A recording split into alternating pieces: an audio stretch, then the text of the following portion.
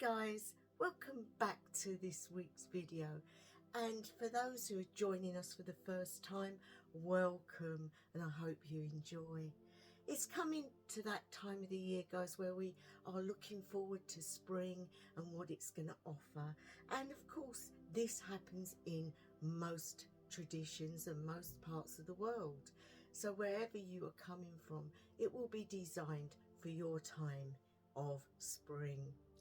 So of course Imbolc is celebrated by most pagans, and it is definitely about spring coming.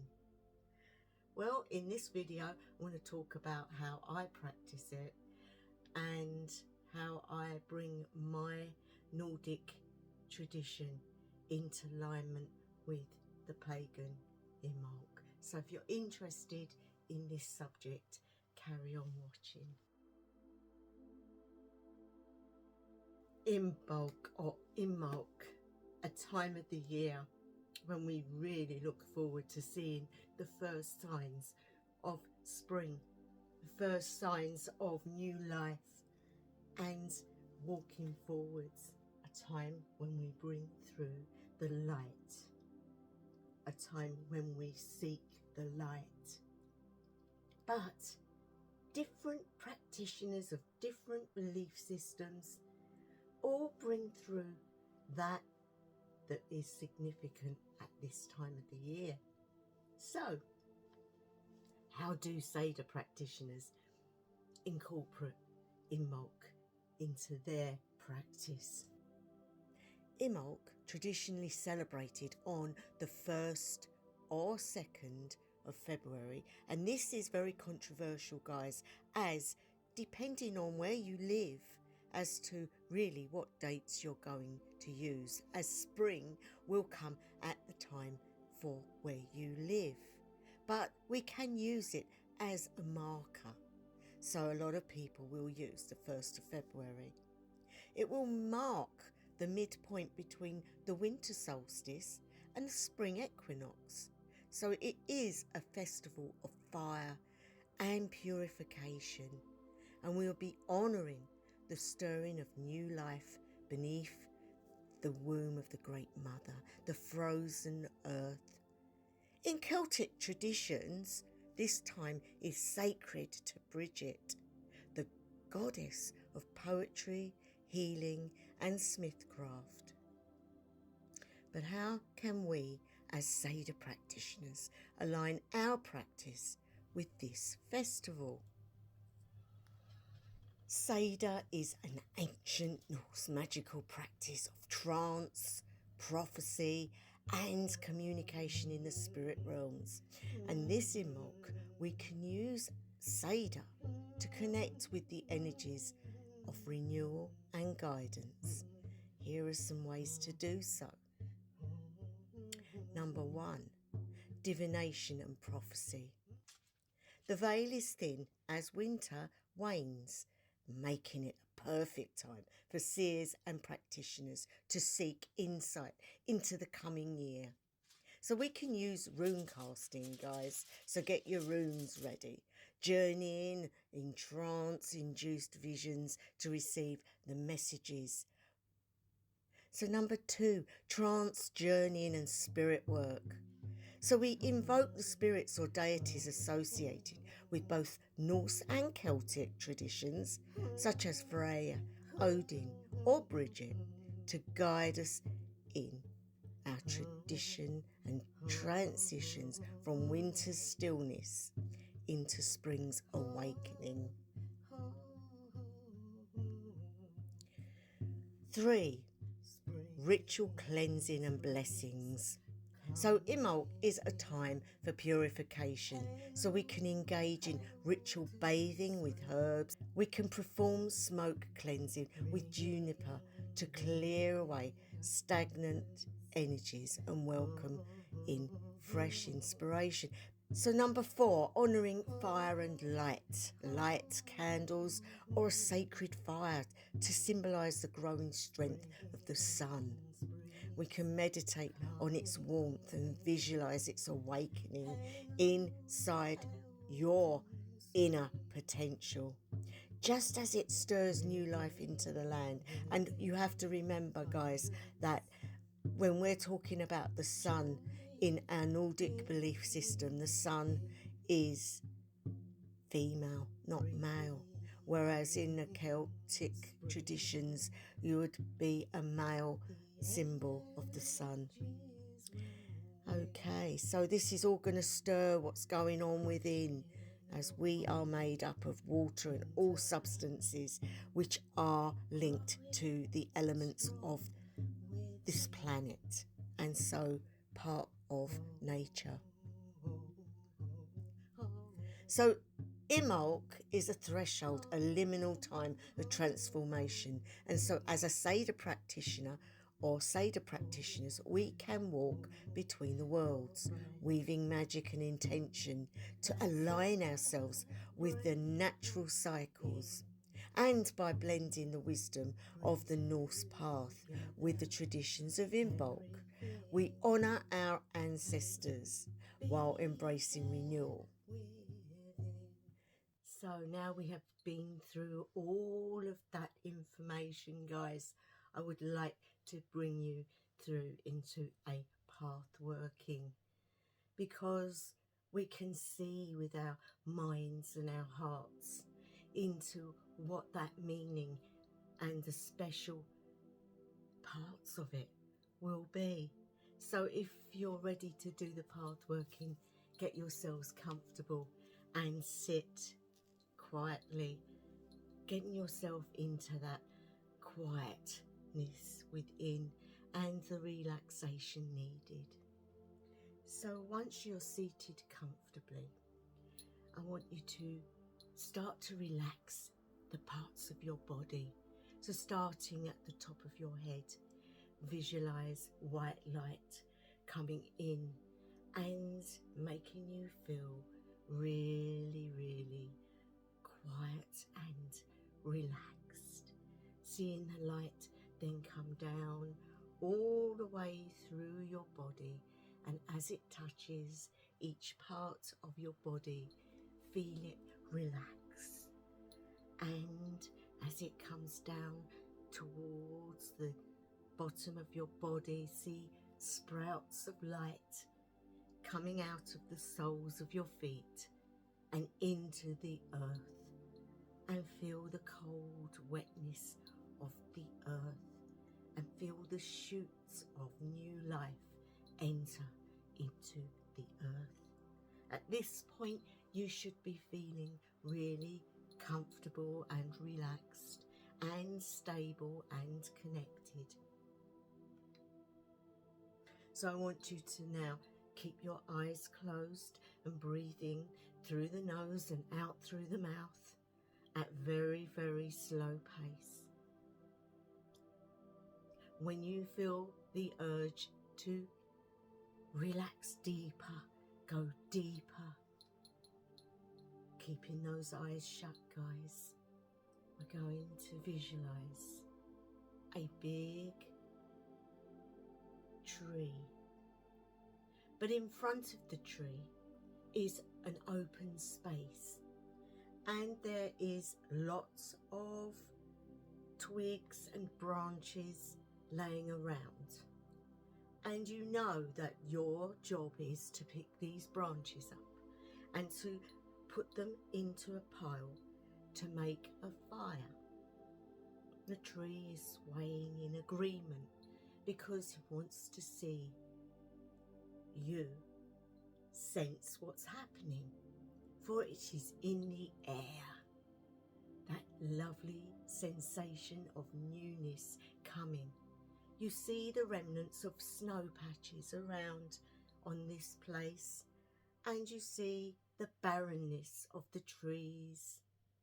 But that doesn't matter, because this is going to be the fire that nurtures the bringing in of the new season, the spring that is to come.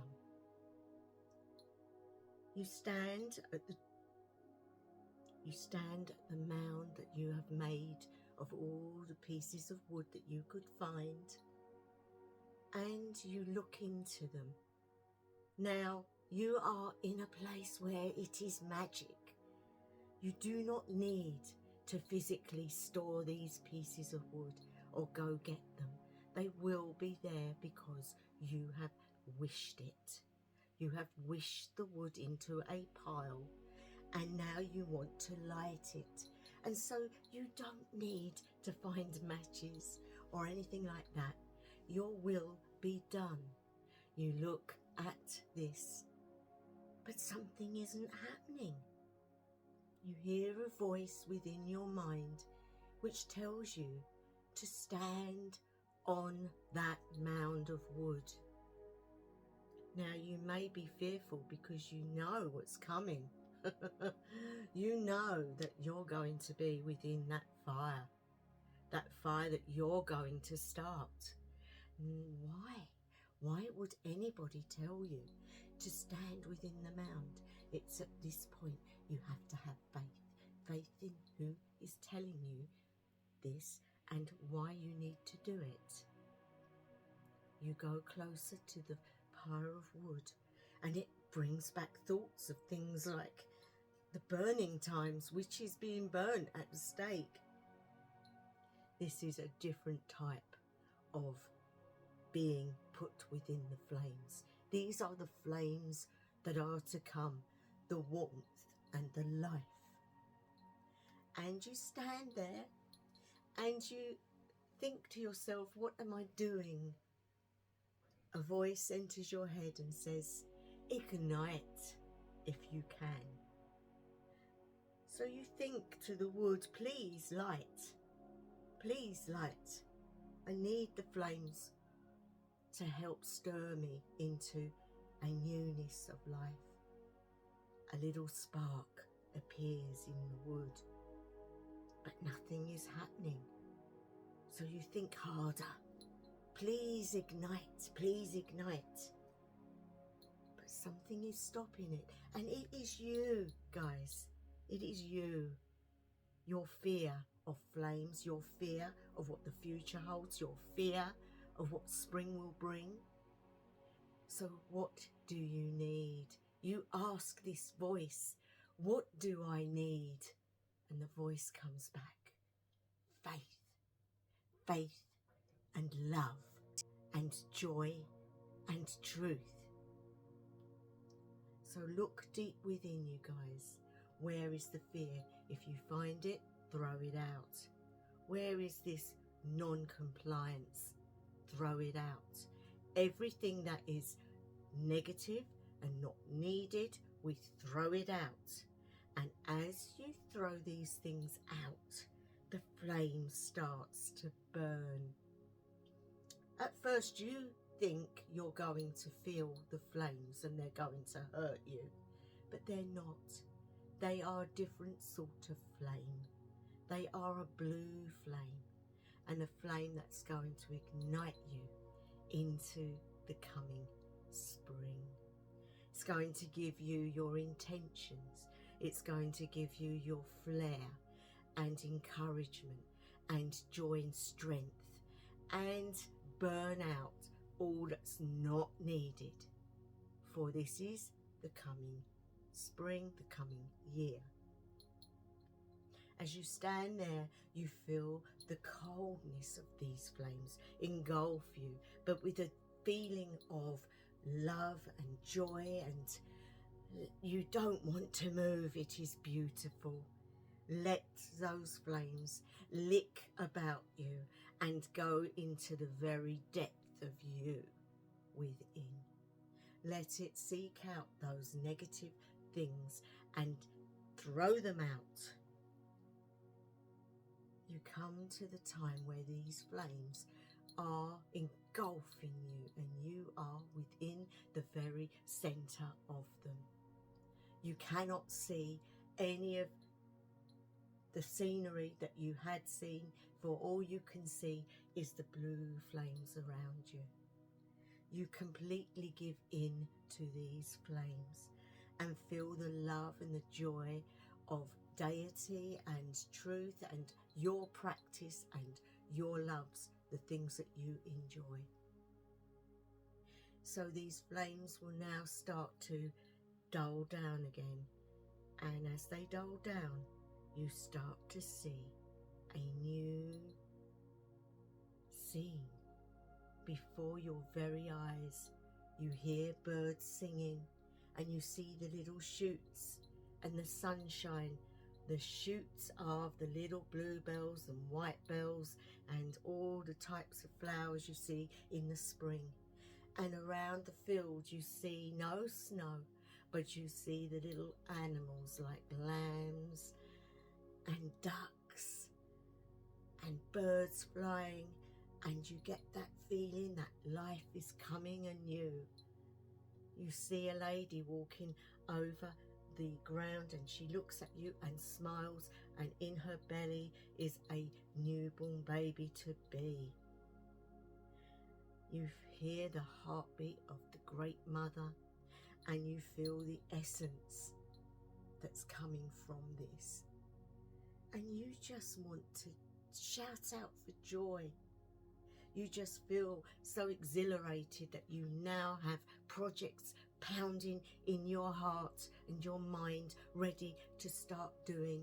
You are now fixated on the coming spring and what you can achieve, the abundance of your enhanced abilities and your projects that have been on your mind, and it's all coming together, and you are now ready and willing to start.